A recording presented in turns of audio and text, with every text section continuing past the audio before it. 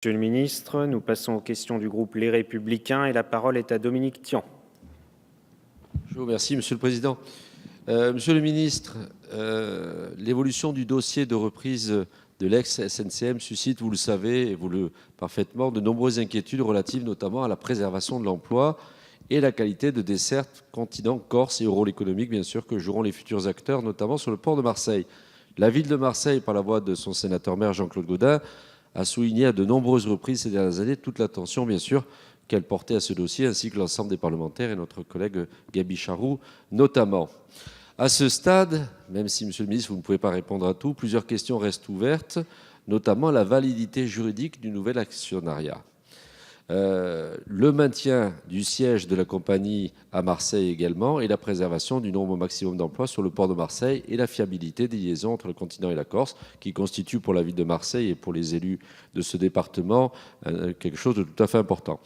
Or, nous ne sommes pas rassurés, et Gaby Charroux l'a dit plusieurs fois, 6 mois après le jugement du tribunal de commerce qui a validé la reprise des activités de l'ex-SNCM par une autre compagnie dirigée par M. Roca, nous sommes toujours dans l'incertitude la plus totale.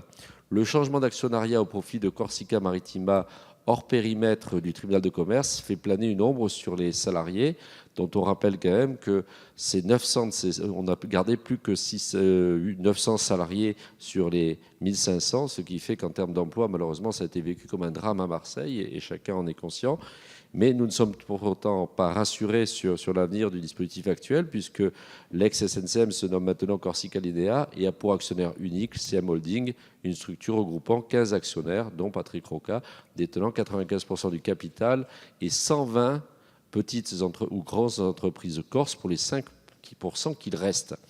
Or, cette compagnie qui compte 6 navires, dessert bien sûr le port de Marseille, de Bastia, d'Île-Rousse, d'Ajaccio, de Porto Vecchio, d'Alger et de Tunis. Et les comités d'entreprise, bien sûr, ont saisi, comme ça a été indiqué, le tribunal de commerce pour une...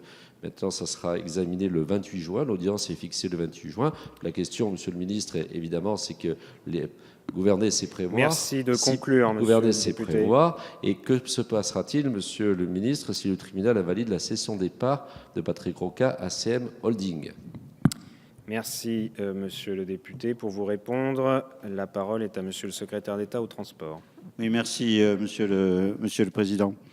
Monsieur le député, le jugement du tribunal de commerce du 20 novembre 2015 prévoit que le repreneur, je cite, s'engage à maintenir de manière pérenne le siège social à Marseille. C'est aujourd'hui le cas, puisque et le siège et les principaux bureaux y sont localisés avec environ 188 personnes. Ce maintien n'est assuré que dans un premier temps, puisque le nouveau repreneur, Corsica Maritima, a annoncé que le transfert du siège social à Ajaccio devrait avoir lieu courant 2017. Il s'agit d'une décision de l'actionnaire et le gouvernement, pour autant que le siège soit en France et bien géré, n'a pas à commenter cette décision. Mais j'entends votre argument, je vous vois protester, mais si vous me donnez la base juridique pour laquelle le gouvernement pourrait choisir le siège social d'une société, Monsieur Tian, de votre part, d'abord, ça m'étonnerait beaucoup, et à part de puiser dans le droit de la Corée du Nord, je pense que vous aurez beaucoup de difficultés. Donc je n'ai pas à commenter, j'entends vos arguments, et le gouvernement d'ailleurs est très attentif à ce que toutes les procédures vis-à-vis des salariés soient parfaitement respectées dans cette affaire. La préservation d'un nombre maximum d'emplois passe également par les entreprises et les salariés travaillant autour de la desserte de la Corse. Pour cela, c'est avant tout le redémarrage de l'activité qui permettra le maximum d'emplois. Aujourd'hui, le port de Marseille fait transiter les 2/3 du fret et tout porte à croire que les efforts du grand port maritime de Marseille et des acteurs portuaires, aux côtés des entreprises de transport, préserveront, voire développeront cette chaîne logistique. Merci, Monsieur le ministre. Pour une deuxième question, la parole est à Dominique Tian. Merci, Monsieur le ministre. À ce stade, je voudrais vous poser 2 autres questions qui sont des sujets d'inquiétude. Elles sont un petit peu plus politiques, mais que personne n'y voit de sous-entendu.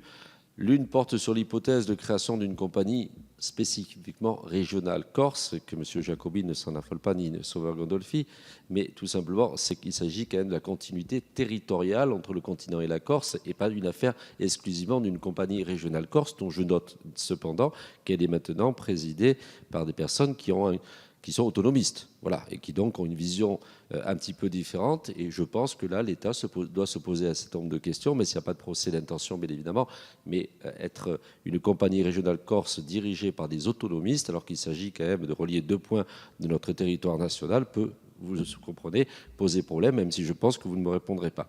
La deuxième question concerne bien sûr la DSP. La collectivité territoriale de Corse est légitime et parfaitement maître de son destin, M. Jacobi le sait, mais s'agissant d'une compagnie telle que l'ex-SNCM qui opérait sous DSP pour la collectivité territoriale entre le continent et la Corse et dont le poids économique est essentiel à la survie du port de Marseille, nous souhaiterions cependant que l'État joue son rôle, même si vous nous dites que apparemment depuis un petit moment que l'État ne joue plus aucun rôle en l'occurrence, il nous paraît quand même qu'il s'agit d'un intérêt stratégique national et qu'il faut aussi peut-être que l'État parle à ce sujet. La deuxième question est un peu plus générale. Gabi Charroux l'a évoqué. Il s'agissait que vous nous fassiez le point sur le plan juridique des sanctions financières colossales qui frapperaient l'ex-SNCM. Et vous êtes intervenu tout à l'heure vous avez répondu assez généralement, assez précisément à l'ensemble de questions. Mais enfin, nous notons néanmoins, cependant, notamment pour nos collègues de territoriale corse, que l'hypothèque de sanctions financières de la part de l'Europe reste posée néanmoins. C'est un sujet qui est évidemment très important pour nous. Merci, Monsieur le ministre. Merci, Monsieur le député. Pour vous répondre, la parole est au secrétaire d'État au transport. Oui, merci, Monsieur le Président. Monsieur le député, dans cette affaire sur laquelle je me suis souvent exprimé, notamment pour répondre dans cet hémicycle à des questions d'actualité du président Jacobi, de Monsieur Charroux, le gouvernement a joué pleinement son rôle. J'ai toujours dit que les décisions qui seraient prises, c'est des décisions qui devaient régler la question parce que nous étions favorables, le Premier ministre l'avait dit, au dépôt de bilan. Nous avons assuré cette situation. Que nous voulions un plan social exemplaire, il l'a été du point de vue du financement, personne ne pourra dire le contraire, et que nous souhaitons la meilleure solution avec la sauvegarde des emplois de marins français dans le respect des règles communautaires, et je tenais à le rappeler. Vous avez posé une question particulière, je ne reviens pas sur celle que j'ai déjà répondu. La collectivité territoriale de Corse a souhaité étudier, vous l'avez dit, la faisabilité d'une compagnie régionale. L'Assemblée de Corse a adopté pour cela une délibération le 25 février 2016, confiant la tâche à une commission spéciale le soin de procéder, je cite, à une analyse exhaustive des différentes solutions visant à garantir la pérennité de la continuité territoriale entre les ports de Corse et le continent, parmi lesquels, entre autres hypothèses, les modalités de création d'une compagnie maritime corse, rassemblant acteurs publics et privés, maîtrisés par la CTC, notamment sous la forme d'une société d'économie mixte locale d'investissement et d'une société d'économie mixte locale d'exploitation. Cette délibération de la communauté territoriale corse précise que la compatibilité de chacune de ces hypothèses avec le droit communautaire doit être vérifiée. Vous comprendrez que je n'ai pas sur ce projet à me prononcer alors qu'il relève justement du respect de la libre administration des collectivités territoriales. Merci, Monsieur le ministre. Troisième et dernière question du groupe Les Républicains. La parole est à Monsieur Sauveur Gandolfi Chait. Merci, Monsieur le Président. Monsieur le ministre, mes chers collègues, les questions sur l'avenir de la continuité territoriale Corse-Continent me permet de réaffirmer ce soir une question qui m'a toujours préoccupé et que je défends sur les bancs depuis mon élection de 2007. Je ne cesse de clamer l'urgence et la nécessité de redéfinir les conditions de mise en œuvre de la continuité territoriale. Cette continuité prévue par les textes depuis 46 ans déjà et dont, je le rappelle, le but premier était de gommer les handicaps de l'insularité en alignant le kilomètre maritime et aérien sur le ferroviaire. Ces textes n'ont jamais été ou peu appliqués. C'est important non seulement pour la Corse, mais également pour la bonne intelligence avec des rapports entre la Corse et le continent. La continuité territoriale veut également en matière de continuité de services publics. Si la Corse est une île, elle ne fait pas moins partie intégrante de la France métropolitaine. On parle de l'égalité des citoyens sur tout le territoire, Mais cette égalité suppose que les citoyens aient les mêmes garanties en matière de continuité du service public pour se rendre de Bastia à Marseille ou de Marseille à Lyon. La Corse ne dispose pas en termes de transport maritime d'un véritable service minimum garanti qui s'exerce dans les mêmes conditions qu'un service minimum terrestre.